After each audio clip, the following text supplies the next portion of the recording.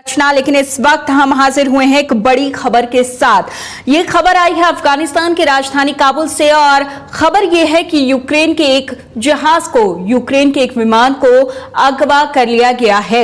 इस वक्त की बड़ी खबर, राजधानी अफगानिस्तान की राजधानी काबुल में इस पूरी वारदात को अंजाम दिया गया है और अज्ञात लोगों ने इस विमान को हाईजैक किया है। और अभी जो खबर सामने आ रही है उसे हम आपको बता दें कि मंगलवार को ये यानी आज इस विमान के संबंध में यूक्रेन के मंत्री ने, डिप्टी विदेश मंत्री येवगेनी येनेन ने ये पूरी जानकारी दी है। पिछले रविवार को कुछ लोगों द्वारा हमारे विमान को हाईजैक कर लिया गया था, ये उनका स्टेटमेंट है।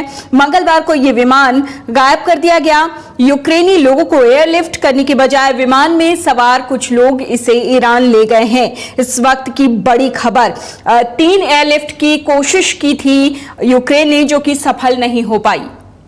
एक अब तक की सबसे बड़ी खबर आ रही है। अफगानिस्तान में यूक्रेन के विमान को हाईजैक किए जाने की खबर है। ये यूक्रेन के उप विदेश मंत्री येवगेनी येनेन ने ये जानकारी दी है। उनका कहना है कि इस प्लेन को ईरान की तरफ ले जाया गया है।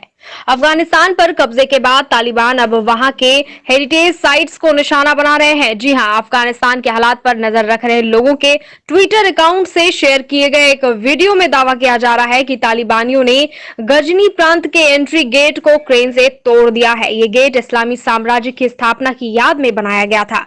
दूसरी तरफ खबर यह है कि तालिबान ने एक और एलीट यूनिट बनाई है जिसका नाम विक्ट्री फोर्स या फतह रखा गया है।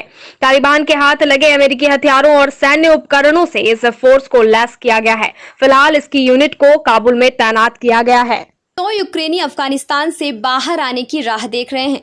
रविवार को 31 यूक्रेनी नागरिकों सहित 83 लोगों के साथ एक सैन्य विमान अफगानिस्तान से कीव पहुंचा।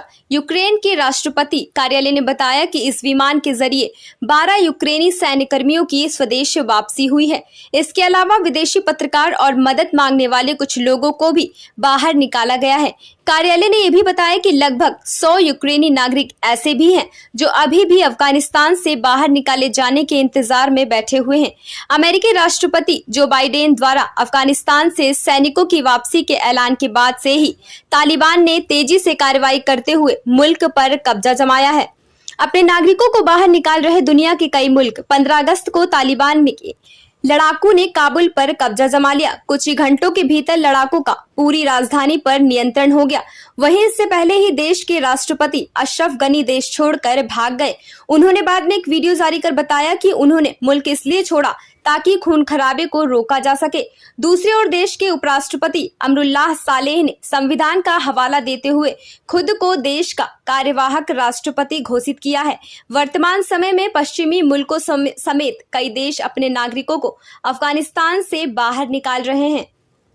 बड़ी खबर, जैसे ही तालिबान ने अफगानिस्तान में कब्जा किया, इस तरह की हरकतें की जा सकती हैं, इसकी अनुमान पहले से ही लगाए जा रहे थे कि तालिबान जो है जितना अच्छा खुद को दिखा रहा है उतना अच्छा वो बिल्कुल नहीं है। उसकी पॉलिसीज कैसी हैं, क्या नहीं है। और अब जो काबुल से खबर आई है, यूक्रेन का एक विमान अगवा कर लिया गया है। हालांकि अगवा किसने किया है इस संबंध में अभी कोई जानकारी सामने नहीं आई है और इसे अगवा करके ईरान ले जाया गया है। इस वक्त की बड़ी खबर, एयरलिफ्ट प्रयास यूक्रेन की तरफ से किए गए, लेकिन वो सफल इसलिए नहीं हुए क्योंकि उनके लोग एयरपोर्ट तक पहुंच नहीं पाए थे। और अब खबर यह है कि इनके एक विमान को हाईजैक करके ईरान की तरफ ले जाया गया है।